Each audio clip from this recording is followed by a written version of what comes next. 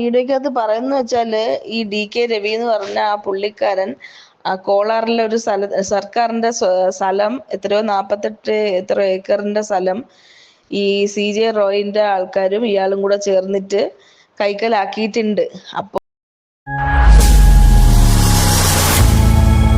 റോയി സംബന്ധമായിട്ടുള്ള കാര്യം സംസാരിക്കാനാണ് വന്നത്. അപ്പൊ ഇന്നലത്തെ കുറെ കമന്റ്സ് വായിച്ചിട്ടുണ്ടായിരുന്നു, ഒരുപാട് കമന്റ്സ്. അതിനകത്ത് കൂടുതലും തെരുവിളിയായിരുന്നു സത്യം പറഞ്ഞാൽ. ഞാനിത് കേട്ടിട്ട് അങ്ങ് ചിരിക്കുകയായിരുന്നു. സാധാരണ അങ്ങനെ കമന്റ് വായിക്കത്തില്ല, ഈ കമന്റും കാര്യങ്ങളൊക്കെ കേട്ട് ഇങ്ങനെ ചിരിയോടെ ചിരിയാവുന്നത്. കാരണം ഇവിടുത്തെ മലയാളികൾക്കൊന്നും അറിയത്തില്ല.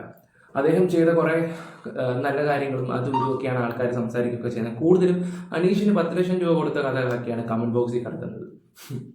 ഓക്കെ, ഞാൻ കൂടുതൽ അതിനെക്കുറിച്ചൊന്നും സംസാരിക്കുന്നില്ല. ഇന്നലെ ഞാനൊരു കാര്യം പറഞ്ഞിട്ടുണ്ടായിരുന്നു, സീക്രട്ട് ഏജന്റിന്റെ ചാനലിൽ ഒരു വീഡിയോ വരുന്നുണ്ട്, അത് രാത്രിയിലാണ് വന്നത്. അത് പോയി കാണുമ്പോൾ ഞാൻ പറഞ്ഞ കാര്യങ്ങൾ എന്തൊക്കെയാണെന്ന് അതിനകത്ത് നല്ല രീതിയിൽ വിശദമായിട്ട് സംസാരിച്ചിട്ടുണ്ട്. ഓക്കെ, നമുക്ക് ആദ്യം സംസാരിക്കേണ്ട ഒരു പ്രധാനപ്പെട്ട ഒരു ഓഫീസറിനെ കുറിച്ചാണ്. ഞാൻ ഇന്നലെ രാവിലെ തൊട്ട് ആ ഒരു വിഷയത്തിന്റെ പുറകിൽ ഇങ്ങനെ ഓടിക്കൊണ്ടിരിക്കുകയായിരുന്നു. അതായത് നമ്മുടെ രവി എന്ന് പറയുന്ന ഒരു IPS ഉദ്യോഗസ്ഥനുണ്ടായിരുന്നു. ഈ ഗ്രൂപ്പിനെതിരെ അദ്ദേഹം കുറെ കാര്യങ്ങൾ തെളിവ് സഹിതം നിരത്തിയിട്ടുണ്ടായിരുന്നു. അദ്ദേഹം കുറെ നാളുകൾക്ക് ശേഷം ബാംഗ്ലൂരിൽ ജീവൻ ഇതുപോലെ തന്നെ ഒരു ഫാനിൽ കയറിയിട്ട് പുള്ളിയുടെ ജീവിതം അവസാനിപ്പിച്ചു. അപ്പൊ ആ വ്യക്തിയുടെ കുറച്ച് കാര്യങ്ങളൊക്കെ നമുക്കൊന്ന് സംസാരിച്ച് പോകാൻ കരുതി. DK രവി എന്നാണ് അദ്ദേഹത്തിന്റെ പേര്. DK രവി എന്ന് പറയും. ഭയങ്കര സത്യസന്ധനും നല്ല ഉദ്യോഗസ്ഥനാണ്. അദ്ദേഹത്തിന്റെ ഒരു മൂവി വരെ ഇറങ്ങിയിട്ടുണ്ട്. മൂവി എന്ന് വെച്ചാൽ അദ്ദേഹത്തിന്റെ ജീവിതകഥ. അദ്ദേഹത്തിന്റെ ജീവിതത്തെ മൂവിയായിട്ട് ഇറങ്ങി. കാരണം എന്ന് വെച്ചാൽ അവിടുത്തെ ജനങ്ങളൊക്കെ എപ്പോഴും പറയുന്ന ഒരു കാര്യം, കർമ്മയാണ് ഈ കിട്ടിയിരിക്കുന്നത് CJ റോയിക്ക് എന്നാണ് പറയുന്നത്. അന്ന് അദ്ദേഹം ചെയ്തതിന്റെ പാപത്തിന്റെ ഫലമാണ് ഇപ്പൊ അനുഭവിക്കുന്നതെന്ന് പറയുന്നത്. കന്നഡ ഒരു മൂവി ഉണ്ട്, ചാമ്പാൽ എന്ന് പറയുന്ന ഒരു മൂവി. അത് ഈ പറയുന്ന DK രവിയുടെ ജീവിത കഥയാണ്. ആ കഥ പറയുന്നതിന് മുമ്പ് നമുക്കൊരു ചെറിയൊരു കാര്യം പറഞ്ഞു പോവാം, അതായിരിക്കും കുറച്ചും കൂടെ നല്ലത്. അതായത് ഈ ഗവൺമെന്റ് പ്രോപ്പർട്ടി ഉണ്ട്, അതായത് കോടല്ലൂർ എന്ന് പറയുന്ന ഒരു സ്ഥലം. അവിടെയാണ് ഈ ഇദ്ദേഹം ജോലിയും കാര്യങ്ങളൊക്കെ ചെയ്തത്. ഈ DK രവി അവിടെ ഒരു 40 ഏക്കർ സ്ഥലം. അതായത് നമ്മൾ KGF മൂവിയൊക്കെ കണ്ടിട്ടില്ല, അതിനകത്ത് ഈ സ്വർണവും അങ്ങനെയൊക്കെ ഉള്ള കുറെ കാര്യങ്ങളൊക്കെ. കർണാടകയിൽ ഞാൻ പറയുന്നതിന് അറിയാലോ, സ്വർണത്തിന്റെ ഒരു കോട്ടയാണ് അവിടെ സത്യം പറഞ്ഞാൽ. ഈ ഒരു 40 ഏക്കറിലാണ് ഈ സ്വർണവും കാര്യങ്ങളൊക്കെ ഉണ്ട്. അതായത് ഒരു 2015 ഈ 14 ഈ കേസും കാര്യങ്ങളും നടക്കുകയൊക്കെ ചെയ്യുന്നത്. ഈ അടുത്ത സമയത്താണെങ്കിൽ അവിടെ സ്വർണ്ണം ഉണ്ടെന്നുള്ള രീതിയിൽ ഒരു സംസാരവും കാര്യങ്ങളൊക്കെ വന്നിട്ടുണ്ടായിരുന്നു. അപ്പൊ തന്നെ നിങ്ങൾക്ക് ചിന്തിച്ചു നോക്കിയാൽ മതി, 10 വർഷം മുമ്പ് അത് അവിടെ തന്നെ കാണുമല്ലോ എന്നുള്ള രീതിയിലാണ്. ഞാനിവിടെ പറയാൻ വന്നൊരു കാര്യം, ആ ഗവൺമെന്റ് പ്രോപ്പർട്ടി ഈ പറയുന്ന CJ റോയ് സ്വന്തമാക്കിയിട്ടുണ്ടായിരുന്നു. അവരുടെ കുറച്ച് ഗ്രൂപ്പുകാരും കാര്യങ്ങളും ഒക്കെ. അതിനെതിരെ സംസാരിച്ച ഒരു വ്യക്തിയാണ് ഈ പറയുന്ന DK രവി എന്ന് പറയുന്ന വ്യക്തി. അദ്ദേഹത്തിന്റെ മരണമാണ് എല്ലാവരെയും ഷോക്കാക്കിയത്. അത് പിന്നെ ഇപ്പോഴും CBI അന്വേഷണം കാര്യങ്ങളൊക്കെ നടക്കുന്നുണ്ട്. എന്നിട്ടും CBIയുടെ റിപ്പോർട്ടിൽ വന്നത് എന്താണെന്ന് വെച്ചാൽ അവസാനം അദ്ദേഹം ജീവൻ വെടിഞ്ഞു എന്നുള്ള രീതിയിൽ, സ്വയം ജീവൻ വെടിഞ്ഞു എന്നുള്ള രീതിയിലാണ് സത്യം പറഞ്ഞാൽ വന്നത്. പക്ഷെ ഇപ്പോഴും അവിടുത്തെ ജനങ്ങൾ പറയുന്ന ഓരോ കാര്യങ്ങളെന്ന് പറഞ്ഞാൽ CJ ഗ്രൂപ്പിനെ കുറിച്ചാണ് ഈ പറയുന്നത്, CJ റോയെ കുറിച്ചാണ് സംസാരിക്കുന്നത്. ഇപ്പൊ കർമ്മയാണ് അദ്ദേഹത്തിന് കിട്ടിയെന്നുള്ള രീതിയിലാണ്. ഓക്കെ, അദ്ദേഹത്തിന്റെ മൂവി ഞാൻ പറഞ്ഞല്ലോ, ചാമ്പാൽ ഒരു കന്നഡ മൂവിയാണ്. ഇന്നലെ രാത്രി ഇരുന്ന് ഞാൻ മൊത്തം കണ്ടു. ഈ പടം രാത്രി ആദ്യം ഞാൻ കണ്ടത് ക്ലൈമാക്സ് ആയിരുന്നു കണ്ടത്. ക്ലൈമാക്സിൽ ഞാൻ ഒരു കഥ കേട്ടിട്ട് ക്ലൈമാക്സ് മാത്രമേ കണ്ടുള്ളൂ. പിന്നെ ഞാൻ വെളുപ്പിനെ എണീച്ചിട്ട് ആ സ്റ്റോറി മൊത്തം വരുന്നത് കണ്ടു കഴിഞ്ഞപ്പോൾ പടത്തിന്റെ ക്ലൈമാക്സ് എന്താണെന്ന് വെച്ചാൽ, പടത്തിലെ കഥകളെ ഞാൻ പറയുന്നത്, 2 അവന്മാർ ബിൽഡിങ്ങിലുണ്ട്. അവന്മാരെ പിടിച്ചേ പറ്റത്തുള്ള നായപ്പോൾ ഇദ്ദേഹം ഒറ്റയ്ക്ക് ചെയ്യുന്നു. ചെന്ന് കഴിഞ്ഞപ്പോൾ ഉന്തും തെള്ളും ഉണ്ടായി. അവിടെ വെച്ച് അദ്ദേഹത്തിന്റെ കഴുത്ത് നോക്കി അദ്ദേഹം മരണപ്പെടുകയായിരുന്നു. അതിന് ശേഷം അതായത് ഈ പോലീസുകാരൊക്കെ ഈ വിവരങ്ങൾ അറിയുകയും അവരും കൂടെ പ്ലാൻ ചെയ്ത്, ഈ ബിസിനസ്മാനായിട്ടുള്ള കുറേ ആൾക്കാരും കൂടെ പ്ലാൻ ചെയ്ത് എന്തെടുത്ത് ഇത് അദ്ദേഹം സ്വയം ജീവൻ ഇല്ലാതാക്കുന്ന രീതിയിലാണ്. അതായത് അദ്ദേഹത്തിന്റെ ഭാര്യ വീട്ടിൽ തൂങ്ങി നിൽക്കുന്നതായിട്ടാണ് പടത്തിൽ കാണിച്ചിരിക്കുന്നത് സത്യം പറഞ്ഞാൽ. ഇതിൻ്റെ ഇടയിൽ അന്നത്തെ ഗവൺമെന്റിന്റെ സപ്പോർട്ട്, പിന്നെ അതുപോലെ കുറെ ബിസിനസ്മാൻ്റെ സപ്പോർട്ട് കാര്യങ്ങളൊക്കെയാണ് ആ പടത്തിൽ പറയുന്നത്. അപ്പോൾ തന്നെ നമുക്ക് മനസ്സിലാക്കാൻ പറ്റും ആ ഒരു കഥ അത്രമാത്രം 10 വർഷം മുമ്പ് അവിടെ ഒരു ചർച്ചാ വിഷയമായിട്ടുള്ള ഒരു കാര്യമായിരുന്നത്. ഇപ്പോഴും വീണ്ടും അത് ചർച്ചയായി. DK രവിയെ കുറിച്ചാണ് ഇപ്പോൾ ചർച്ചയായിക്കൊണ്ടിരിക്കുന്ന മൊത്തം. അവിടുത്തെ വില്ലൻ ആരാണ്? CJ റോയ്. പടത്തിന്റെ ഒരു സ്റ്റോറിയാണ് ഞാൻ നിങ്ങളോട് പറഞ്ഞത്. റിയൽ ലൈഫിൽ ഇവർക്കെതിരെ അദ്ദേഹം പോരാടി ഇദ്ദേഹത്തിന് സസ്പെൻഷൻ കൊടുത്തു. പിന്നെ സ്ഥലം മാറ്റിയത് ബാംഗ്ലൂരിലോട്ടാണ് അയാളെ സ്ഥലം മാറ്റിയത്. അവിടെ വെച്ചാണ് അദ്ദേഹം വേറെ കുറച്ച് വസ്തുവിൻ്റെ ഇടപാടും കാര്യങ്ങളൊക്കെ ഉണ്ടായിരുന്നു. അത് കഴിഞ്ഞിട്ട് അദ്ദേഹം എന്താ പറയണ്ടത്, വെളുപ്പിനെ ഒരു 6 മണിയായപ്പം ഭാര്യയുടെ വീട്ടിൽ പോയി, വൈകിട്ട് അല്ല 11 മണിയായപ്പം ഭാര്യയുടെ വീട്ടിൽ പോയി. അവർ വൈഫും കാര്യങ്ങളൊക്കെ കോൾ ചെയ്തപ്പോൾ ഫോൺ എടുത്തില്ല. ഒരു രാത്രി ഒരു 7 മണിയൊക്കെ ആയപ്പോഴത്തേക്കാണ് ചെന്ന് നോക്കിയപ്പം ഇദ്ദേഹം മരിച്ചു നിൽക്കുന്നതായിട്ട് കാണാൻ കഴിയുന്നത്.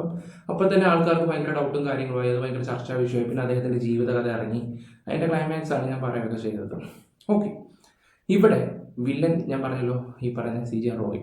ഇപ്പോൾ വരുന്ന ഓരോ കർണാടകയിലെ ന്യൂസിൻ്റെ താഴത്തെ കമൻറ്റും കാര്യങ്ങളൊക്കെ കാണുമ്പോൾ ഞെട്ടുകയാണ്. വലിയ വലിയ ആൾക്കാരുടെ പേരും കാര്യങ്ങളൊക്കെയാണ് കമൻസിലൊക്കെ വരുന്നത്. ഓക്കെ, ഇവിടെ 10 വർഷം മുമ്പുള്ള വീഡിയോയുടെ താഴെ വരുന്ന ഒരു കമൻറ്റാണ്, യഥാർത്ഥ കർമ്മ തിരിച്ചു വരുന്നു. DK രവിയുടെ കൊലപാതകത്തിന് ഉത്തരവാദികളായ KJ George, CJ Roy, DK പിന്നെ മുഹമ്മദ് ഹാരിസ്, നാലപ്പാട് എന്നിവർക്കും ഇതേ വിധി സംഭവിക്കും. നിയമം ശിക്ഷിക്കപ്പെടും, പക്ഷെ ദൈവത്തിൻ്റെ നിയമം ശിക്ഷിക്കപ്പെടാം, പക്ഷെ ദൈവത്തിൻ്റെ ശിക്ഷിക്കാൻ കഴിയില്ല എന്നുള്ള രീതിയിൽ. ഇത് കർണാടകയിൽ എഴുതിയ സാധനം നമ്മൾ മലയാളത്തിൽ ട്രാൻസ്ലേറ്റ് ചെയ്തതാണ്. ഇങ്ങനെ ഓരോ കമൻസ് എടുത്ത് നോക്കുമ്പോഴും ഈ പറയുന്ന റോയ് ഇവിടെ എല്ലാവർക്കും ദൈവമായിരിക്കാം, അവിടെ എല്ലാവർക്കും എന്താ പറയുക, ഒരു വില്ലൻ ട്രോളായിട്ടാണ് അവർ കാണുന്നത്. അപ്പം ഈ രവി എന്ന് പറയുന്ന ആ വ്യക്തി എന്ന് പറഞ്ഞൊരു കർഷകന്റെ മകനാണ്. ഈ ഒരു കേസ് കെട്ട് ഞാൻ ഇന്നലെ രാവിലെ തൊട്ടിരുന്ന് ഇങ്ങനെ നോക്കിക്കൊണ്ടിരിക്കുക. പിന്നീടാണ് രാത്രിയിലാണ് അറിയുന്നത്. എനിക്ക് കന്നഡ അറിയത്തില്ല, സത്യം പറഞ്ഞാൽ മനസ്സിലാവും. പക്ഷെ ഞാൻ അവിടെ ഉള്ള ഒരാളുമായിട്ട് കോൺടാക്ട് ചെയ്ത് സംസാരിച്ച് അവർ മൊത്തം കാര്യങ്ങൾ ഇരുന്ന് പറഞ്ഞു തന്നു. മൊത്തം കാര്യങ്ങൾ ഇപ്പോഴും ഞാൻ വള്ളിയും പുള്ളിയും കുറേയൊക്കെ അങ്ങോട്ട് വിട്ടിട്ടുണ്ട്, എന്നിട്ടാണ് ഞാൻ ഈ സംസാരിക്കുന്നത്. അപ്പം അങ്ങനെ ഒരു സ്റ്റോറി ഉണ്ട്. പിന്നെ അതുപോലെ തന്നെ ഞാൻ പറയാറുണ്ടല്ലോ, നമ്പൂതിരി, ലതാ നമ്പൂതിരി, KK നമ്പൂതിരി എന്നൊക്കെ ഞാൻ പറഞ്ഞിട്ടുണ്ടായിരുന്നല്ലോ എൻ്റെ കഴിഞ്ഞ വീഡിയോ. ഇപ്പം അതിനെക്കുറിച്ച് ഇപ്പോൾ ചർച്ച വരുന്നുണ്ട്. സീക്രട്ട് ഏജന്റിന്റെ ചാനൽ എടുത്ത് നോക്കിയാൽ മതി. ഈ പറയുന്ന റോയ്ക്ക് ഒന്നുമില്ല അതിരുന്ന സമയത്ത് ഇത്രയും പണം എവിടെ വന്നു? ഇത്രയും പണം എവിടെ നിന്ന് വന്നു? Crystal group. എന്തിനാണ് നമ്പൂതിരി മരിച്ചത്? എങ്ങനെയാണ് നമ്പൂതിരി മരിച്ചത്? അങ്ങനെ ഒരുപാട് കാര്യങ്ങളുണ്ട് ഇവിടെ. ഇതൊക്കെ ഞാൻ നിങ്ങളുടെ അടുത്ത് പറയുമ്പോൾ നമ്മളെ വന്ന് കുറ്റപ്പെടുത്താൻ ഇവിടുത്തെ ആൾക്കാർ കാത്തിരിക്കുന്നുള്ളൂ. നമ്മളെ വന്ന് കുറ്റപ്പെടുത്താനും, നീ അങ്ങനല്ലേ, നീ ഇങ്ങനെ ജീവിക്കുന്നല്ലേ എന്നൊക്കെ കടന്ന് സംസാരിക്കാൻ ഒരുപാട് ആൾക്കാരുണ്ട്. ഞാൻ കറക്റ്റ് വിവരങ്ങളാണ് ഇവിടെ നിങ്ങളുടെ അടുത്ത് തരുന്നത്. നിങ്ങൾക്ക് വേണമെങ്കിൽ വിശ്വസിക്കാം, വിശ്വസിക്കാതിരിക്കാം. ഒരുപാട് കമൻസ് കിടപ്പുണ്ട്, ഒരുപാട്. ഇവരെക്കുറിച്ച് വന്ന് കിടക്കുന്നതൊക്കെ വായിച്ച് നോക്കിയാൽ ഞെട്ടിക്കുന്ന പോലത്തെ. അന്നത്തെ കോൺഗ്രസ്സുകാരായിരുന്നു ഇയാൾക്ക് എല്ലാ കാര്യത്തിനും സപ്പോർട്ട് ചെയ്തത്. അന്നത്തെ കോൺഗ്രസ്സുകാർ, അന്നത്തെ മെയിനായിട്ടുള്ള കുറേ നേതാക്കന്മാരുണ്ട് ഇവിടെ. ഓക്കെ, എന്തായാലും നമുക്ക് ഇന്നത്തെ ന്യൂസ് വെച്ചിട്ട് സീക്രട്ട് ഏജന്റിന്റെ ഒരു വീഡിയോ കൂടെ ഞാൻ വെച്ചുതരാം. അപ്പൊ ഇന്നത്തെ ന്യൂസ് ഒന്ന് കണ്ടിട്ടോ.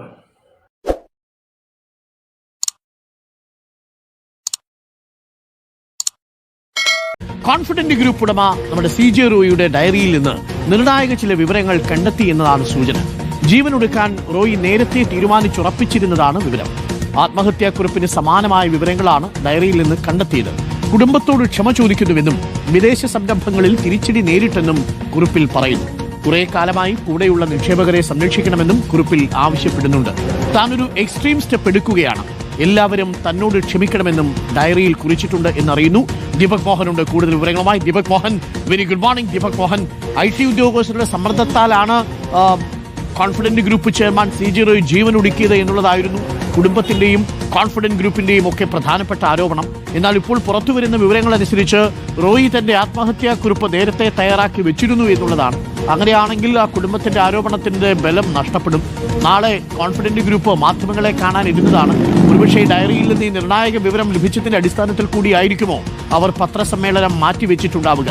എന്താണ് നമുക്ക് എന്റെ ആദ്യത്തെ 2-3 വീഡിയോയിലും പറഞ്ഞിട്ടുള്ള ഒരു കാര്യം എന്താണെന്ന് വെച്ചാൽ, ഇവിടുത്തെ IT ഗ്രൂപ്പുകാരെന്ത് ചെയ്തു? ഈ വന്ന ഉദ്യോഗസ്ഥർ എന്ത് തെറ്റാ ചെയ്തത്? ഞാൻ പറഞ്ഞിട്ടുണ്ടായിരുന്നോ ഇല്ലയോ? ഒരു ഉദ്യോഗസ്ഥർ വന്ന് കഴിഞ്ഞാൽ ഇത്രമാത്രം എന്താ പറയാ, ഒരാൾക്ക് ദുഃഖകരമായിട്ടുള്ള കാര്യം തോന്നാനും പോയി ആത്മഹത്യ ചെയ്യാനും ജീവൻ കളയാനും ഒക്കെ ഒന്ന് ചിന്തിച്ചു നോക്ക് നിങ്ങൾ. അദ്ദേഹത്തിന്റെ ഭാഗത്ത് കുറേ മിസ്റ്റേക്കുകളുണ്ട്, കുറേ നല്ല ഒരുപാട് കാര്യങ്ങളുണ്ട്. പുള്ളി എന്ന് പറഞ്ഞാൽ ഭയങ്കര അഭിമാനിയാണ്. ഭയങ്കര അഭിമാനിയാണ്. പുള്ളിയെക്കുറിച്ച് ഒരു നെഗറ്റീവ് പറയുന്ന പോലും പുള്ളിക്ക് ഇഷ്ടമല്ല. ഒരു നെഗറ്റീവ് പോലും വരുന്നത് ആ പുള്ളിയുടെ ഇനി വരുന്ന കാര്യങ്ങൾ നെഗറ്റീവ് ആവും എന്നുള്ള ഒരു തോന്നൽ അദ്ദേഹത്തിന് നേരത്തെ ഉണ്ടായിരുന്നു. ഈ പണം എവിടുന്ന് വന്നു, എങ്ങനെ അവസാനിച്ചു, എങ്ങനെയൊക്കെ പോയി, ഇനിയുള്ളത് എന്താണ് സംഭവിക്കാൻ പോകുന്നത്, അങ്ങനെ A to Z കാര്യങ്ങൾ അദ്ദേഹം മുൻകൂട്ടി കണ്ട് ഇനി ഇങ്ങനെ വന്നാൽ എനിക്ക് വള്ളിയാവും. ഇപ്പം കണ്ടില്ലേ, അദ്ദേഹം ആ ഒരു കറക്റ്റ് ഒരു സമയമായപ്പോൾ സ്വയം ഇല്ലാണ്ടായി. ഞാൻ അങ്ങനെ പറയത്തുള്ളൂ. ഞാൻ കൂടുതൽ വിശദമായിട്ട് അതിനെക്കുറിച്ച് പറയുന്നില്ല. ഇത് ബുദ്ധിയുള്ളവർക്ക് മനസ്സിലാവും, ഇല്ലാത്തവർ കിടന്ന് ചരച്ചുകൊണ്ടിരിക്കും. എന്താണ് ഈ അന്വേഷണം, ഏത് ഘട്ടത്തിൽ, എങ്ങനെ, എവിടെ എത്തി നിൽക്കുന്നു?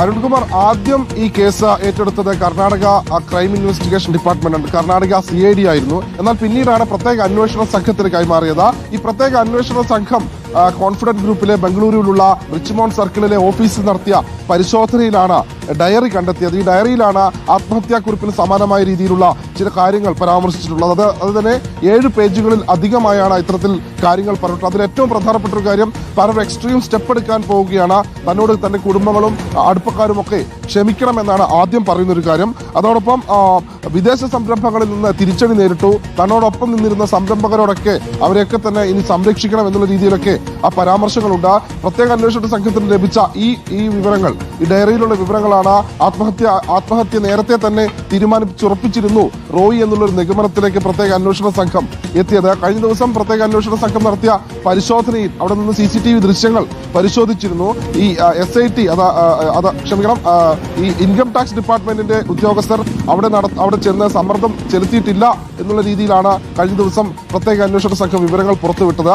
അതിനെ സാധൂകരിക്കുന്ന രീതിയിലാണ് ഇപ്പോൾ ഈ ആത്മഹത്യക്കുറിപ്പും പുറത്തു വന്നു എന്നുള്ള രീതിയിൽ വിവരങ്ങൾ വരുന്നത്. ഏതായാലും പ്രത്യേക അന്വേഷണ സംഘം ഇന്ന് കൂടുതൽ വിശദമായ പരിശോധന നടത്തും. ഈ ഡയറിയിലാണ് ഇത്തരത്തിലുള്ള വിവരങ്ങൾ പറയുന്നത്. അതിൽ പ്രധാനമായും പറയുന്നത് വിദേശ സംരംഭങ്ങളിൽ നിന്ന് തിരിച്ചടി നേരിട്ടു. വളരെ പ്രധാനപ്പെട്ട കാര്യമാണ്.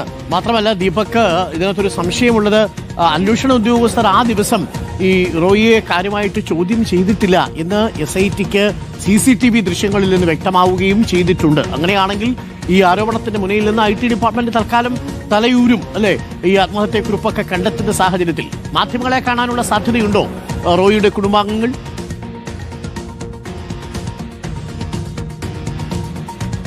അരുൺ, മാധ്യമങ്ങളെ കാണുന്നതുമായി ബന്ധപ്പെട്ട് ഇന്നലെ നമ്മൾ സംസാരിച്ചിരുന്നതാണ്. ആ സമയത്ത് കുടുംബം കൂടുതൽ പ്രതികരണത്തിലില്ല. അതോടൊപ്പം സഹോദരൻ ബാബുവും പറഞ്ഞത് കൂടുതൽ പ്രതികരണത്തിലില്ല, അന്വേഷണം ഇപ്പോൾ നടക്കട്ടെ, അന്വേഷണത്തിൽ തൃപ്തിയുണ്ട് എന്നുള്ള രീതിയിലാണ്. കോൺഫിഡന്റ് ഗ്രൂപ്പിന്റെ ഈ ബ്രദർ ഒരു കാര്യം പറഞ്ഞിട്ടുണ്ടായിരുന്നു, അദ്ദേഹത്തിന് അങ്ങനെ പ്രത്യേകിച്ച് പ്രശ്നങ്ങളോ കാര്യങ്ങളോ ഒന്നുമില്ല. പിന്നെ ഈ IT ഉദ്യോഗസ്ഥർ അവിടെ ചെന്ന സമയത്ത് ബ്രദറിനൊരു ബിഗ് മെസ്സേജ് ഇട്ടിട്ടുണ്ടായിരുന്നു, ബിഗ് ട്രബിൾ എന്നും പറയുന്നു. ഇതിപ്പം എന്താ പറയാ, ഒരു സൈഡ് കൺഫ്യൂഷനിലോട്ട് പോകുന്നു, ഒന്ന് ഇയാൾ സ്വയം ചെയ്തതെന്ന് പോകുന്നു. പക്ഷേ എൻ്റെ ഒരു ഊഹം ശരിയാണെങ്കിൽ അദ്ദേഹം സ്വയം ചെയ്തത് തന്നെയാണ്. കാരണം അദ്ദേഹത്തിന് ഒരുപാട് കാര്യങ്ങളുണ്ട്, പുള്ളി വന്നത് തൊട്ട് ഇന്ന് വരെയുള്ള കാര്യങ്ങൾ അവന്മാർ നോക്കിക്കൊണ്ടിരിക്കുകയായിരുന്നു. അതൊക്കെ പുറത്ത് വീണ് കഴിഞ്ഞ് അദ്ദേഹത്തിനെ വിലങ്ങ് വെച്ചുകൊണ്ട് പോകുന്ന കാര്യങ്ങളൊക്കെ ഓർത്തിട്ടായിരിക്കും ഒരു പക്ഷേ പുള്ളി ചെയ്തത്. ഓക്കെ, അപ്പം ഇവിടെ ഇപ്പോഴും കർണാടകയിൽ ചർച്ചയായിക്കൊണ്ടിരിക്കുന്നത് DK രവിയുടെ കാര്യങ്ങളാണ്. അത്രയും നല്ലൊരു ഉദ്യോഗസ്ഥൻ മരിക്കാൻ കാരണം ഇവരൊക്കെ തന്നെ ആയിരുന്നു എന്നുള്ള രീതിയിലാണ് മൊത്തം. അതാണ് വിഷയം മൊത്തം. ഞാൻ ഇന്നലെ അതെല്ലാം തപ്പി ഇങ്ങനെ ഇരിക്കുക. കാരണം നമ്മളിപ്പം കേരളത്തിലുള്ളവരോട് ഇതൊക്കെ പറഞ്ഞ് മനസ്സിലാക്കാൻ ശ്രമിച്ചാലാണെങ്കിൽ പോലും തലയിൽ കയറത്തില്ല. കാരണം അവരുടെ ചിന്താഗതി എന്ന് പറഞ്ഞാൽ ഇതാണ് സത്യം എന്ന് മലയാളികൾ ചിന്തിച്ചു കഴിഞ്ഞാൽ പിന്നെ അത് ഒരിക്കലും മാറ്റാൻ നിൽക്കുന്നില്ല. അല്ലെങ്കിൽ അവരുടെ കണ്ണിൽ ഇത് കാണണം. അല്ലാതെ ഇപ്പം നമ്മളെന്താ പറയുക. ഇനി സായി ചേട്ടൻ്റെ വീഡിയോ ഒന്ന് കാണാം. ഇല്ല, ബാംഗ്ലൂർ ബേസ്ഡ് ആയിട്ടുള്ള ഓരോ മലയാളികളും കന്നഡികാസിനോടും അല്ലെങ്കിൽ വേറെ വർഷങ്ങളായിട്ട് ബാംഗ്ലൂരിൽ നിൽക്കുന്നവരോട് നിങ്ങൾ ചോദിക്കുക, there are a lot of stories, കണ്ടമാനം സ്റ്റോറീസ് ഉണ്ട്. ഞാൻ ഒരു 2008 മുതൽ 2020-21 ആ ടൈമിലൊക്കെ ബാംഗ്ലൂർ, ഇപ്പോഴും ഞാൻ ഷട്ടിലാണ് പോയി വരാറുണ്ട്. സോ ഇത്രയും വർഷങ്ങളായിട്ട് ഞാൻ ബാംഗ്ലൂരിലുള്ളൊരു മനുഷ്യനാണ്. അത്യാവശ്യം എനിക്ക് ബാംഗ്ലൂർ കണക്ഷൻസും ഉണ്ട്, നമുക്ക് കാര്യങ്ങൾ പറഞ്ഞു തരാൻ പറ്റുന്നവരുണ്ട്. സോ അവരിൽ നിന്ന് അറിഞ്ഞ ഡീറ്റെയിൽസും കൂടി വെച്ചിട്ടാണ് കേട്ടോ ഞാൻ സംസാരിക്കുന്നത്. എന്താണെങ്കിലും ഇവിടെ DK Ravi, okay, an IAS officer, ഇത് ഭയങ്കര കോൺട്രവേഴ്ഷ്യൽ ആയിട്ടുള്ളൊരു വിഷയമാണ്. ഇപ്പോഴും കർണാടകയിൽ കത്തിക്കൊണ്ടിരിക്കുന്നൊരു വിഷയമാണ്. ഈ DK രവി ഇദ്ദേഹം മരണപ്പെടുകയാണ്. ഇദ്ദേഹത്തിൻ്റെ മരണം CBI ഇപ്പോഴും അന്വേഷിച്ചുകൊണ്ടിരിക്കുകയാണ്. ഈ DK രവിയുടെ മരണവുമായിട്ട് ബന്ധപ്പെട്ട് ഈ കോൺഫിഡൻറ്റ് ഗ്രൂപ്പിൻ്റെ പേര് അന്നു മുതലേ പറഞ്ഞു കേൾക്കുന്നുണ്ട്. കാരണം കോലാറുള്ള ഒരു കോൺട്രവേഴ്ഷ്യൽ ലാൻഡ് ഉണ്ടായിരുന്നു കോൺഫിഡൻറ്റ് ഗ്രൂപ്പിന്. ഈ വ്യക്തി അവിടെ IAS ഓഫീസറായി വന്നത് മുതൽ ഈ പറഞ്ഞ കോൺഫിഡൻറ്റ് ഗ്രൂപ്പിൻ്റെ കോലാറുള്ള ലാൻഡിൻ്റെ മുകളിലുള്ള ഡിസ്പ്യൂട്ട്സ് കണ്ടുപിടിച്ച് അത് കൃത്യമായി അത് ഗവൺമെൻറ്റിനെ ധരിപ്പിച്ച് അത് കോടതി ധരിപ്പിച്ച് 48 ഏക്കർ ഓഫ് ഗവൺമെൻറ് ലാൻഡാണ് ഇവിടെ ഈ പറഞ്ഞ കോൺഫ്ലിക്റ്റിൽ ഉണ്ടായിരുന്നത്. അപ്പോൾ അത് ഗവൺമെൻറ്റും അന്നത്തെ ഗവൺമെൻറ്റും, അതായത് 2014-15 ടൈമിലുള്ള ഗവൺമെൻറ്റും ഈ പറഞ്ഞ കോൺഫിഡൻറ്റ് ഗ്രൂപ്പും റോയുടെ കോൺഫിഡൻറ്റ് ഗ്രൂപ്പും തമ്മിലുള്ള ബന്ധങ്ങളും എങ്ങനെ ഗവൺമെൻറ് ഭൂമി 48 ഏക്കർ എങ്ങനെയാണ് കോലാറിൽ തരം മാറിയത് അല്ലെങ്കിൽ ഇവർക്ക് കിട്ടിയത്, അതെങ്ങനെ അവർ എൻക്രോച്ച് ചെയ്തു, ഇങ്ങനത്തെ കുറേ ചോദ്യങ്ങൾ ചോദിച്ച ഓഫീസർ, അയാളുടെ മരണം സ്റ്റിൽ അന്വേഷണം. അന്നു മുതൽ കോൺഫിഡൻറ്റ് ഗ്രൂപ്പിലും CJ റോയ്ക്കും എതിരെ വിരലുകൾ ചൂണ്ടപ്പെട്ടിട്ടുണ്ട്, ക്രിസ്റ്റൽ ഗ്രൂപ്പിൻ്റെ വിരലുകൾ ചൂണ്ടപ്പെട്ടിട്ടുണ്ട്. അങ്ങനെ ഒട്ടനവധി കേസുകൾ എടുത്തു നോക്കിയാൽ ഒരുപാട് വിരലുകൾ ഇവർക്ക് നേരെ CJ റോയ്ക്കും കോൺഫിഡൻറ്റ് ഗ്രൂപ്പിനും നേരെ ചൂണ്ടുന്നുണ്ട്. ഓക്കെ, പിന്നെ അത് മാത്രമല്ല സ്ലോവാക്യയുമായിട്ടുള്ള ബന്ധം. ഓക്കെ, അപ്പം ഞാൻ നിങ്ങളോട് മുമ്പേ പറഞ്ഞിട്ടുണ്ടായിരുന്നല്ലോ ആ രവി എന്ന് പറയുന്ന ആ വ്യക്തിയുടെ കാര്യങ്ങൾ. ഞാൻ ഇന്നലെ വൈകിട്ട് അടിക്കായിരുന്നൊരു കാര്യമായിരുന്നു. അപ്പോഴാണ് രാത്രി ചേട്ടന ഇതിൻ്റെ വീഡിയോസും കാര്യങ്ങളും ഒക്കെ ചെയ്തത്. എനിക്ക് കന്നഡ അറിയാത്തതുകൊണ്ട് കുറച്ച് പ്രയാസം ഉണ്ടായിരുന്നു അത് മനസ്സിലാക്കിയെടുക്കാൻ വേണ്ടി. അപ്പോൾ ഞാൻ പല ആൾക്കാരെയും കോൺടാക്ട് ചെയ്ത് സംസാരിച്ചൊക്കെ വന്നപ്പോഴത്തേക്ക് ഇന്ന് സത്യം ഞാൻ 1-2 മണിക്കൂർ മാത്രമേ കിടന്ന് ഉറങ്ങിയുള്ളൂ. ഇത് അത്രയ്ക്ക് ഗൗരവമായിട്ടുള്ളൊരു വിഷയമാണ്. അപ്പം ഈ ലാൻഡിൽ തന്നെ നമ്മൾ KGF മൂവി ഉണ്ടല്ലേ ഈ സ്വർണത്തിൻ്റെയൊക്കെ, ഇതുപോലെ തന്നെ ആ ലാൻഡിലും ഉണ്ട്, അവിടെ ഉണ്ട്. അതിൻ്റെ ഈ അടുത്ത സമയത്ത് അതിനെക്കുറിച്ച് കുറച്ച് കാര്യങ്ങളൊക്കെ വന്നിട്ടുണ്ടായിരുന്നു. ഈ കോൺഫിഡൻസ് ഗ്രൂപ്പിന് ഒരു ബാധ്യതയില്ല, ഒരു കുഴപ്പമില്ല, ഒന്നുമില്ല. ഇദ്ദേഹത്തിന് ഈ പൈസയൊക്കെ എവിടെ നിന്ന് വരുന്നത്? കുറേ കാര്യങ്ങളുണ്ട്. ഈ സ്വർണത്തിൻ്റെ കാര്യങ്ങളും അവിടെ സ്വർണം എടുത്തിട്ടുണ്ടോ എന്നുള്ള രീതിയിലൊരു സംസാരം വരുന്നുണ്ട്. അങ്ങനെ ഒരുപാട് കാര്യങ്ങളുണ്ട്. ഓക്കെ, അതിലോട്ട് ഞാൻ കൂടുതൽ ഇനി അന്വേഷിച്ചോ അല്ലെങ്കിൽ നമ്മൾ തപ്പി പിടിച്ചോ ഒന്നും പോകുന്നൊന്നുമില്ല. ഇപ്പം തന്നെ നമ്മൾ ഓരോ കാര്യങ്ങളൊക്കെ വീഡിയോ തുറന്നു പറയുമ്പം എല്ലാവരും തന്തയ്ക്കും തളയും വിളിക്കുമോ. ഇതുപോലുള്ള കാര്യങ്ങളൊക്കെ സംസാരിക്കുമ്പോൾ എനിക്ക് വേണമെങ്കിൽ ഒരു ന്യൂസ് എടുത്ത് വെച്ചിട്ടോ അയ്യോ റോയി അങ്ങനെ ആയിരിക്കും, റോയി ഇങ്ങനെ ആയിരിക്കും, റോയി അത് ചെയ്തായിരിക്കും, ഇതിൻ്റെ എന്തോ ഇതുണ്ട് എന്നൊക്കെ പറഞ്ഞിട്ട് വേണമെങ്കിൽ നമുക്ക് അതിരുന്ന് ചർച്ച ചെയ്തുകൊണ്ടിരിക്കാം. എന്നിട്ട് ഇദ്ദേഹത്തിന് ഒരു വലിയൊരു എന്താ പറയണ്ടേ വലിയൊരു സംഭവമാക്കി നമുക്ക് വേണമെങ്കിൽ മാറ്റാം. പക്ഷേ സത്യം മൂടിക്കൊണ്ടിരിക്കുകയാണ്. ഒരു കർഷകൻ്റെ മകനാണ് ഇല്ലാണ്ടായത്. ഈ ലോകത്ത് വിലയില്ലാത്ത ഒരു ഇതാണ് കർഷകർക്ക്. ഉള്ള കാര്യം തുറന്നു പറയാലോ, ഒരു വിലയില്ല കർഷകർക്ക്, ഒരു വിലയില്ല. തമിഴ്നാട്ടിലാണെങ്കിലും കർണാടകയിലാണെങ്കിലും ഇവിടെ ആണെങ്കിലും കർഷകർക്കൊരു വിലയില്ല. പക്ഷെ അവർ കഷ്ടപ്പെട്ടിട്ടാണ് ഇവിടെ നമ്മൾ ഞം തിന്നുന്നത്. സത്യം പറഞ്ഞാൽ നമ്മൾ തൊഴേണ്ടത് അവരെയാണ്, പക്ഷെ അവർക്കൊരു വിലയില്ല. അദ്ദേഹത്തിൻ്റെ മോന് വേണ്ടി അവിടുത്തെ ആൾക്കാർ ഇപ്പോഴും ഓരോ കാര്യങ്ങൾ ചെയ്യുന്നു. അദ്ദേഹത്തിനെ കുറിച്ച് പറയുന്നത് നല്ലതും ഒക്കെ. അദ്ദേഹത്തിന് മരിക്കേണ്ട ഒരു ആവശ്യമില്ല. പിന്നെ അയാൾ എങ്ങനെ മരിച്ചു? ഞാൻ അതിലോട്ടൊന്നും പോകുന്നില്ല, നമുക്ക് ബാക്കി വെക്കാം. നിങ്ങൾ ആലോചിക്കണം, ക്രിസ്റ്റൽ ഗ്രൂപ്പിലൊരു മാനേജറായിട്ട് ഈ പറഞ്ഞ CJ റോയ് അദ്ദേഹത്തിൻ്റെ കരിയർ ആരംഭിച്ചിട്ട് ഇപ്പോൾ ലാസ്റ്റ് ആ ഇൻ്റർവ്യൂവിൽ എന്താ പറഞ്ഞത്? ഞാൻ അങ്ങോട്ട് നമ്പൂതിരിയോട് ചോദിച്ചു നിങ്ങൾക്ക് എന്താ വേണ്ടതെന്നുള്ളത്. അപ്പോൾ അങ്ങനെ എങ്ങനെ ആയി എന്നുള്ള സംശയം നിങ്ങൾക്ക് ഉണ്ടാവുമല്ലോ. എന്നാൽ ചുരുങ്ങിയ കാലം കൊണ്ട് തൻ്റെ വിപണന തന്ത്രങ്ങൾ, മാർക്കറ്റിംഗ് സ്കിൽസ്, HP-യിലും ഇയാൾ മാർക്കറ്റിംഗ് സ്കിൽസും അയാളുടെ പ്രൊജക്ട് സ്കിൽസും കൊണ്ട് പിടിച്ചതെന്നാണ്. അങ്ങനെ കമ്പനിയുടെ വളർച്ചയിൽ അദ്ദേഹത്തിന് നിർണായക പങ്ക് വഹിച്ചതുകൊണ്ട് KK നമ്പൂതിരി റോയിയെ കമ്പനിയുടെ ഡയറക്ടർ പദവിയിലേക്ക് ഉയർത്തി. അവിടെയാണ് കളി മാറുന്നത്. $3 മില്യൺ ഇത്രയും കോടിക്കണക്കിന് റവന്യൂ ജനറേറ്റ് ആവുന്ന കമ്പനിയിൽ ഈ ചങ്ങായി എന്തായി? ഭാര്യ ലതാ നമ്പൂതിരിയുടെയും KK നമ്പൂതിരിയുടെയും കൂടി ഡയറക്ടർ പദവിയിലേക്ക് എത്തുന്നു. പ്ലസ് പ്രോഫിറ്റ് ഷെയറിങ്ങിലൂടെ ക്രിസ്റ്റൽ ഗ്രൂപ്പിൻ്റെ പല സുപ്രധാന തീരുമാനങ്ങളും പ്രൊജക്റ്റുകളും നിയന്ത്രിച്ചിരുന്നത് അദ്ദേഹമായിരുന്നു എന്നതിനാലാണ് കമ്പനിയുടെ ലാഭവിഹിതത്തിലോ അധികാരത്തിലോ അദ്ദേഹത്തിന് വലിയ പങ്കുണ്ടായിരുന്നു. എങ്കിലും നിയമപരമായി അതൊരു കുടുംബ നിയന്ത്രിത കമ്പനിയായിരുന്നു. KK നമ്പൂതിരിയുടെയും ഭാര്യ ലതാ നമ്പൂതിരിയുടെയും ആയിരുന്നു പ്രധാന ഉടമകൾ. ഓക്കെ, ഇയാളെ മാനേജിംഗ് ഡയറക്ടർ ബോർഡിൽ വെച്ചു, പ്രോഫിറ്റ് ഷെയറിങ് കൊടുത്തു എന്നുള്ളതൊക്കെ ഉണ്ടെങ്കിലും കമ്പനിയുടെ മെയിൻ ഷെയർ ഹോൾഡർ അല്ലെങ്കിൽ മെയിൻ ഓണേഴ്സായിട്ട് ഈ 2 പേരുണ്ടായിരുന്നു. അതിലാണ് ബാംഗ്ലൂർ പറയുന്ന ആ സെക്കൻഡ് സ്റ്റോറിയിലാണ് നമ്മൾ പിടിക്കേണ്ടത്, ലതാ നമ്പൂതിരിയായിട്ടുള്ള CJ റോയുടെ ബന്ധം. ഫൈൻ. ഞാൻ എൻ്റെ വീഡിയോയിൽ ആദ്യം നിങ്ങളോട് പറഞ്ഞിട്ടില്ലേ, ഈ KK നമ്പൂതിരിയുടെ വൈഫുമായിട്ട് ഇദ്ദേഹത്തിന് റിലേഷൻ ഉണ്ടായിരുന്നു, അവരെ തട്ടിയെടുത്തു, പിന്നെ അവരെ കല്യാണം കഴിച്ചു എന്നൊക്കെ ഉള്ളത്. ആ കല്യാണം കഴിച്ചതിൻ്റെ കാര്യങ്ങളൊന്നും ഇവിടെ ആരും ചർച്ച ചെയ്യാറൊന്നുമില്ല. ഇവിടുത്തെ ആൾക്കാർക്ക് അതിനെക്കുറിച്ച് കൂടുതലൊന്നും അറിയത്തില്ല. പക്ഷെ അദ്ദേഹം കഴിച്ചിട്ടുണ്ടായിരുന്നു. അത് ഈ പറയുന്ന ബാംഗ്ലൂരും കർണാടകയിലും അറിയാത്തവരാരുമില്ല. ഇതൊക്കെ ഞാൻ എൻ്റെ വീഡിയോയിൽ എപ്പോഴേ പറഞ്ഞു കഴിഞ്ഞ കാര്യങ്ങളാണ്. കറക്റ്റ് കാര്യങ്ങളാണ് നമ്മൾ കറക്റ്റായിട്ട് പറഞ്ഞത്. ആ സമയത്ത് എല്ലാവരും കൂടെ വന്നിട്ട് എന്നെ കിടന്ന് തെറി വിളിച്ചുകൊണ്ടിരിക്കുകയായിരുന്നു. അതും 600 കോടി രൂപ ഓളം ആ സ്ത്രീയുടെ കയ്യിൽ നിന്ന് അദ്ദേഹം തട്ടിയെടുത്തിട്ടുണ്ടായിരുന്നു. 600 കോടി, ഒന്നും രണ്ടും അല്ല, 600 കോടി. ഇപ്പം ഇദ്ദേഹം വന്നിട്ട് ഇദ്ദേഹത്തിൻ്റെ ഓരോ ഇൻ്റർവ്യൂവിലും പറയുന്നുണ്ട്, ഞാൻ 200 ബിൽഡിങ് കെട്ടി, ഒന്നും വിറ്റുപോയിട്ടില്ലായിരുന്നു. പിന്നെ അങ്ങനെയാണ് ഏഷ്യാനെറ്റ് വന്ന് പ്രൊമോഷനും അതും ഇതും PR ഒക്കെ കൊടുത്തിട്ടാണ് അവസാനം 100-150 ഒക്കെ വിറ്റുപോയെന്ന് പറയുന്നു. ഈ 200-150 ഒക്കെ വെക്കാൻ അയാൾക്ക് എവിടെ നിന്നാണ് പൈസ കിട്ടിയത്? ഒന്ന് നശിപ്പിച്ചിട്ടാണ്, അതായത് ക്രിസ്റ്റൽ ഗ്രൂപ്പ് നശിപ്പിച്ചിട്ടാണ് അദ്ദേഹം കോൺഫിഡൻസ് ഗ്രൂപ്പ് വലുതാക്കി കൊണ്ടുവന്നത്. ഇതിനെക്കുറിച്ചൊക്കെയാണ് നമ്മൾ കഴിഞ്ഞ വീഡിയോ പറഞ്ഞു പോയത്. ഇതൊന്നും ഒരു മനുഷ്യർക്കും പറഞ്ഞാൽ മനസ്സിലാകത്തില്ല. എന്തെങ്കിലും പറഞ്ഞാലോ നമ്മളെ കുറ്റക്കാരാക്കുന്നതാണല്ലോ ഇവിടുത്തെ മലയാളികളോട് ശീലം. ഈ പണ്ടുള്ളവർ പറയത്തില്ല, ഒന്ന് ചീഞ്ഞാലേ മറ്റുള്ളവന് വളവാവത്തുള്ളൂ എന്നൊക്കെ പറയുന്ന പോലെ അങ്ങനെ പൊക്കിക്കൊണ്ട് വന്നതാണ്. ഇങ്ങനെയുള്ള കാര്യങ്ങളൊക്കെ പുറം ലോകം അറിയുമോ? അങ്ങനെ ഒരുപാട് കാര്യങ്ങളുണ്ടായിരുന്നു. ഇപ്പം പറയുന്നു സാമ്പത്തിക പ്രശ്നങ്ങളൊക്കെ എന്ന് പറഞ്ഞൊരു ഡയറി വന്നിട്ടുണ്ട്. ഇനി ആ ഡയറി വന്നതാണോ ഇനി കൊണ്ട് വെച്ചതാണോ ഒന്നും അറിയത്തില്ല. പക്ഷെ ഇപ്പം ഈ കേസ് ഒത്തു തീർക്കേണ്ടത് പോലീസിൻ്റെയും ഈ പറയുന്ന ഫാമിലിയുടെയും കൂടാണ്. കാരണം ഇനി ഇത് ചെകഞ്ഞ് പോവുകയാണെങ്കിൽ ഇപ്പം ഞങ്ങൾ പറഞ്ഞ കഥ പോലെ പല കഥകളും വരും. പറഞ്ഞു മനസ്സിലായോ? പല കഥകളും. ന്യൂസുകാർ ഇതൊന്നും അങ്ങനെ ചർച്ച ചെയ്യാറില്ല, അവർ വള്ളി പിടിക്കാറില്ല. കാരണം സാധാരണ വള്ളി പിടിക്കുന്നത് നമ്മളെപ്പോലുള്ള റിയാക്ഷൻസ് വീഡിയോസ് ചെയ്യുന്നവരാണ്. കാരണം സത്യങ്ങൾ കറക്റ്റായിട്ട് നിങ്ങളുടെ മുന്നിൽ കൊണ്ട് വെക്കുമ്പോൾ നിങ്ങൾ മലയാളികൾ നമ്മളെ പുച്ഛിക്കും. അരി വാങ്ങാൻ വേണ്ടി ചെയ്യുന്നവരാണ്, ഒരു പണിയില്ലാതെ ഇരിക്കുന്നവരാണ്. ഞാൻ കാര്യം ഇതിൻ്റെ കൂട്ടത്തിൽ അതൊന്ന് പറഞ്ഞു പോകാം. ഈ റിയാക്ഷൻ വീഡിയോ ചെയ്യുന്ന എല്ലാവർക്കും ജോലിയും കാര്യങ്ങളും ഉള്ളവരൊക്കെ തന്നെ പറഞ്ഞ് മനസ്സിലാക്കണം. ഞാൻ ഷിപ്പിലാണ് ജോലി ചെയ്യുന്നത്, എനിക്ക് എപ്പോൾ വേണമെങ്കിലും തിരിച്ചു പോകാം.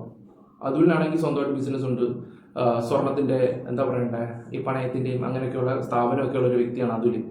അങ്ങനെ VVR ഉണ്ട്, പ്രത്യേകമായിട്ട് ലൈഫ് ഓഫ് അനന്തുവിനുണ്ട്, സ്വന്തമായിട്ട് കടയും കാര്യങ്ങളൊക്കെ ഉണ്ട്, അവർക്ക് ബിസിനസ് ഉണ്ട്. അങ്ങനെ എല്ലാവർക്കും ഉണ്ട്. കുറെ ആൾക്കാർ വന്നിട്ട് ഒരു പണിയില്ലായിരുന്നു സംസാരിക്കാന്ന് പറയുമ്പോൾ നമുക്ക് നിങ്ങളോടാണ് പുച്ഛം. ഇതൊക്കെ ഇരുന്ന് കണ്ടിട്ട് അതിന്റെ താഴെ ഇരുന്ന കമന്റ്, ഞാൻ നിങ്ങളോട് ചോദിക്കുന്ന പണിയുള്ളവർ മാത്രം ഇത് കണ്ടാൽ മതി കേട്ടോ. അവിടെ നിന്നാണ് സർജാപുരയിലുള്ള ലാൻഡ് ഇയാളിലേക്ക് എത്തുന്നത്. ഇതാണ് ബാംഗ്ലൂർ ഇപ്പോൾ എല്ലാവർക്കും അറിയുന്ന, അല്ലെങ്കിൽ കാലങ്ങളായിട്ട് പറഞ്ഞുകൊണ്ടിരിക്കുന്ന സ്റ്റോറി. അല്ലാതെ ഇയാൾ കിട്ടിയ ലാൻഡ് മേടിച്ച് പോകുന്നൊന്നുമല്ല. ഇയാൾ മറ്റേ രംഗണ്ണൻ കഥകളൊക്കെ ഇൻ്റർവ്യൂവിനകത്തിരുന്ന് CJ റോയ് പറഞ്ഞിട്ടുണ്ടായിരുന്നു. അങ്ങനത്തെ കഥകളുമല്ല. ഇത് ക്രിസ്റ്റൽ ഗ്രൂപ്പ് പൊളിഞ്ഞ് തകർന്ന് അതിനെ തകർത്ത് അവിടെ നിന്ന് പുതിയൊരു കമ്പനി ഉണ്ടാക്കിയ കഥയാണ്. അത് രംഗണ്ണൻ്റെ കഥയല്ല, അത് വേറെ ചതിയുടെ കഥയാണ്. ക്രിസ്റ്റൽ ഗ്രൂപ്പിൻ്റെ ബാക്കി കാര്യങ്ങൾ ഞാൻ ഇവിടെ സൈഡിൽ വെക്കുന്നുണ്ട്. കമ്പനിയുടെ സമ്പൂർണ്ണമായ എന്താ പറയുക എല്ലാ കാര്യങ്ങളും, അതായത് ക്രിസ്റ്റൽ ഗ്രൂപ്പിൻ്റെ എല്ലാ ഇൻവെസ്റ്റ്മെൻറ്റുകളും, ക്രിസ്റ്റൽ ഗ്രൂപ്പ് സ്ഥലം വാങ്ങിയതും എല്ലാ പരിപാടികളും അതിൻ്റെ തലച്ചോറ് കടന്നിരുന്നത് ഈ പറഞ്ഞ CJ റോയിലായിരുന്നു. പക്ഷേ ഇയാൾ എന്ത് ചെയ്തു? ക്രിസ്റ്റൽ ഗ്രൂപ്പ് വിട്ടു. അതായത് ഇത്രയും കാര്യങ്ങൾ വളരെ വിശ്വാസ്യതയോട് കൂടിയിട്ട് ഈ നമ്പൂതിരി ഈ പറഞ്ഞ CJ റോയെ ഏൽപ്പിച്ചപ്പോൾ CJ റോയ് ക്രിസ്റ്റൽ ഗ്രൂപ്പിന് വേണ്ടി വാങ്ങിയ പല പ്രൊജക്റ്റുകളും സ്ഥലങ്ങളും പരിപാടികളൊക്കെ CJ റോയുടെ ബിനാമികളെ വെച്ച് പീഡിപ്പിച്ചു. നിങ്ങൾ ആലോചിക്കണം, ബിനാമികളെ വെച്ച് പീഡിപ്പിക്കുന്നു. അങ്ങനെ കണക്കും കാര്യത്തിലൊക്കെ മിസ്മാച്ച് വന്ന് ഈ റിയൽ എസ്റ്റേറ്റ് സാമ്രാജ്യം മൊത്തം പൊട്ടിത്തകർന്ന് ഇല്ലാതാവുമ്പോൾ അവിടെ നിന്നാണ് CJ റോയ് എന്ത് ചെയ്യുന്നത്? അല്ല ഭാര്യ പറഞ്ഞത് കേട്ടിട്ട് അവിടെ നിന്ന് ഇറങ്ങിപ്പോകുന്നൊന്നുമല്ല. അത് പൊട്ടിപ്പൊളിച്ച് അതിൻ്റെ അടിവേര് തോണ്ടിയിട്ടാണ് അവിടെയുള്ള കമ്പനി സ്റ്റാഫുകളെ, അത് CJ റോയിനെ പറഞ്ഞല്ലോ ഇപ്പോൾ ഇൻ്റർവ്യൂവിനകത്ത് നിങ്ങൾ കേട്ടല്ലേ, കമ്പനി സ്റ്റാഫുകളെ വരെ വലിച്ച് അവിടുന്ന് ഇദ്ദേഹം എന്ത് ചെയ്തു?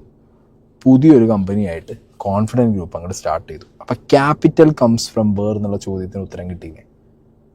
ക്രിസ്റ്റൽ ഗ്രൂപ്പിനെ തകർത്ത് തരിപ്പണമാക്കി അവിടുന്ന് കിട്ടിയ ക്യാപിറ്റലും കൊണ്ടാണ് എന്ത് വളർന്നത്? കോൺഫിഡൻറ്റ് ഗ്രൂപ്പ് വളർന്നത്. ഇതുപോലെ എത്ര കാര്യങ്ങൾ ഇനിയും വരാനിരിക്കുന്നുള്ളത് നിങ്ങൾക്കറിയാമോ? ഇത് 1-2 കേസ് കേട്ട് മാത്രമല്ല, ഒരുപാട് കഥകളുണ്ട്, ഒരുപാട് സ്റ്റോറീസുകളുണ്ട്.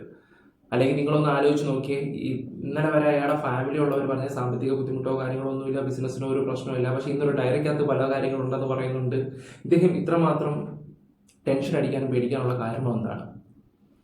നിങ്ങൾ തന്നെ ഒന്ന് ആലോചിച്ച് നോക്ക്. ഇത്രയും കോടിയുടെ ആസ്തിയുള്ളൊരു വ്യക്തി, പിന്നെ പുള്ളിക്ക് അഭിമാനം, പുള്ളി ഒരാളെ നെഗറ്റീവ് പറയുന്നത് അപ്പം പുള്ളിക്ക് പിടിക്കത്തില്ല. നിങ്ങളൊന്ന് ആലോചിച്ച് നോക്കി, ഇങ്ങനെ ഇരിക്കുന്ന ഒരു വ്യക്തി, ഇങ്ങനെയൊക്കെ ചിന്തിക്കുന്ന ഒരു വ്യക്തിക്ക് വേറെന്താണ് ഓപ്ഷൻ? വിലങ്ങ് വെച്ചുകൊണ്ട് പോകുന്ന രംഗങ്ങളൊക്കെ ചിലപ്പം മനസ്സിൽ ഉദിച്ചു കാണുമായിരിക്കാം. അങ്ങനെയുള്ള കുറെ മോശമായിട്ടുള്ള കുറെ കാര്യങ്ങളും ചിന്താഗതിയൊക്കെ ചിലപ്പോൾ കയറിയിട്ടായിരിക്കാം ചിലപ്പോൾ ഇത് ചെയ്ത് കൂട്ടിയത്.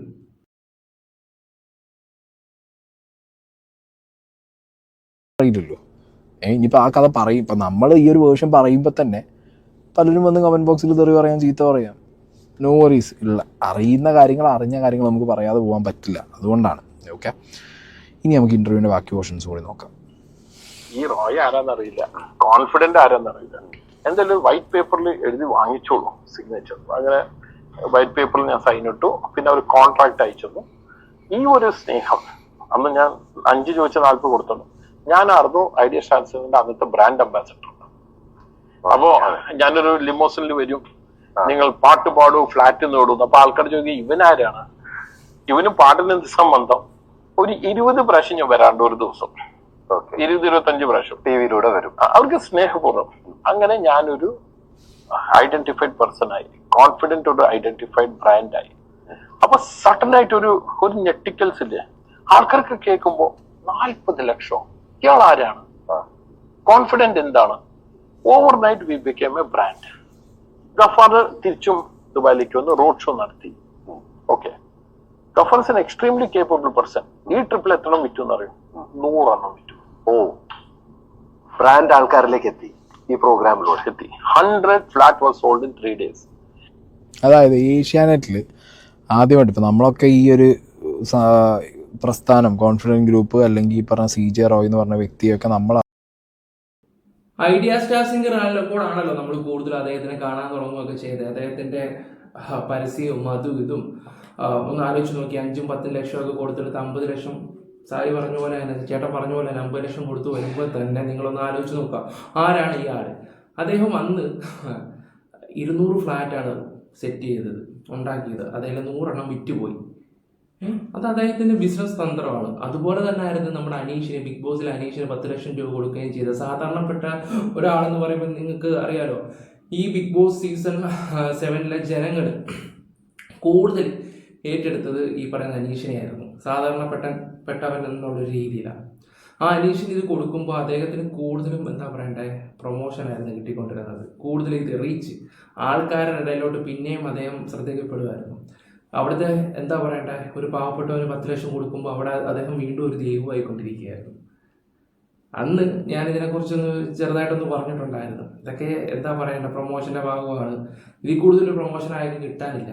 ഈ ഇത് ഒരു തമ്പിയുണ്ടല്ലോ, ജോജു തമ്പിയോ, ഒരു തന്നെ ഇൻസ്റ്റയിൽ ഈ കാറും ഇതൊക്കെ ഗിവേ കൊടുക്കത്തില്ലേ, അവനൊരു താറാണ് കൊടുത്തത്. ഇത് 10 ലക്ഷത്തിന് അതിനേക്കാളും റീച്ച് ഉണ്ടാക്കിയ അയാൾ. അപ്പം അത്രയ്ക്ക് ബ്രില്യൻ്റ് ആയിട്ടുള്ള ഒരു വ്യക്തിയാണ്. പിന്നെ അതുപോലെ തന്നെ നിങ്ങൾ ചിന്തിക്കേണ്ട ഒരു കാര്യം എന്താണെന്ന് വെച്ചാൽ, ഒരു പൈസ അയാൾക്ക് കടമില്ല, അയാൾ ആർക്കായിട്ട് കൊടുക്കത്തുമില്ല. ആ വ്യക്തിക്ക് എങ്ങനെ ഇത്രയൊക്കെ വന്നു പണം? ആ പണം വരുന്നതിൻ്റെ കുറേ കാര്യങ്ങളുണ്ട്. അതൊക്കെ പുറത്ത് വന്ന പിന്നെ ജീവിച്ചിരുന്നിട്ട് കാര്യമില്ലെന്ന് അറിഞ്ഞുകൊണ്ട് തന്നെ ആയിരിക്കും അദ്ദേഹം ഇത് ചെയ്തത്. പിന്നെ അതുപോലെ തന്നെ രവിയുടെ വിഷയമാണെങ്കിൽ പോലും, KK നമ്പൂതിരിയുടെ വിഷയമാണെങ്കിൽ പോലും, ഇവരെല്ലാവരും ജീവൻ കളയുക ചെയ്തത്. കാരണക്കാരൻ ആരാണ്? ഇതിൻ്റെ അവസാനം എനിക്ക് പറയേണ്ട ഒരു കാര്യം എന്താണെന്ന് വെച്ചാൽ, കർമ്മ. ഞാൻ അങ്ങനെ പറയത്തുള്ളൂ, കർമ്മ. ഇപ്പോഴും ഈ ഒരു വീഡിയോയ്ക്ക് എന്താ പറയണ്ടേ, നിങ്ങൾക്ക് മനസ്സിലാക്കാൻ വേണ്ടി ഒരു 80% മാത്രമേ ഞാൻ പറഞ്ഞു പോകുന്നുള്ളൂ. ബാക്കി ഇനി എന്തെങ്കിലും ഉണ്ടെങ്കിൽ നമുക്ക് വരാം. പിന്നെ അതുപോലെ തന്നെ പ്രധാനപ്പെട്ട ഒരു കാര്യം മിസ് ചെയ്യല്ലേ. എൻ്റെ ഒരു സുഹൃത്ത് ഇദ്ദേഹത്തിൻ്റെ ഒരു സ്ഥാപനത്തിൽ പണ്ടങ്ങാണ്ട് പോയ സമയത്താണെങ്കിൽ പോലും ആ വരുന്ന വ്യക്തികളെ വാച്ച് ചെയ്യാൻ വേണ്ടി അവർ ഫോൺ എടുക്കുന്നുണ്ടോ, അവരെന്തെങ്കിലും ചെയ്യുന്നുണ്ടോ എന്നവരെ നോക്കാൻ പ്രത്യേകം ബോഡി ഗാർഡ് ഉണ്ടായിരുന്നു. കാരണം അവർ വന്ന് നിൽക്കുമ്പോൾ അതിൻ്റെ പുറകെ വന്നിട്ട് നിൽക്കുകയും നോക്കുകയും അവർ ഫോൺ എടുക്കുന്നുണ്ടോ അതുൾപ്പെടെ വരെ ശ്രദ്ധിക്കാനുള്ള ആൾക്കാരുണ്ട്. അപ്പോൾ നിങ്ങളൊന്ന് ആലോചിച്ച് നോക്കണം, ഈ പറയുന്ന വ്യക്തി മുക്കും മൂലയെല്ലാം നോക്കി പ്രവർത്തിച്ചുകൊണ്ടിരിക്കുന്ന ഒരു വ്യക്തിയാണ്. പറഞ്ഞു മനസ്സിലായോ? തന്നെ തോൽപ്പിക്കാൻ തനിക്കേ പറ്റത്തുള്ളൂ എന്നുള്ള ഒരു ആറ്റിറ്റ്യൂഡ്. പാവമല്ല, ബ്രില്യൻറ്റ്. ഇവിടെ ഇപ്പോഴും അദ്ദേഹത്തിൻ്റെ സ്ഥാപനം ഹൈ ലെവലിൽ തന്നെ നിൽക്കുക. അതിന് ഇച്ചിരി ഇതായിട്ട് സംസാരിച്ചിട്ടുണ്ടെങ്കിൽ 1, 2, 3 യൂട്യൂബേഴ്സ് മാത്രമേ ഉള്ളൂ. ചിലപ്പോൾ നാളെ നമ്മുടെയും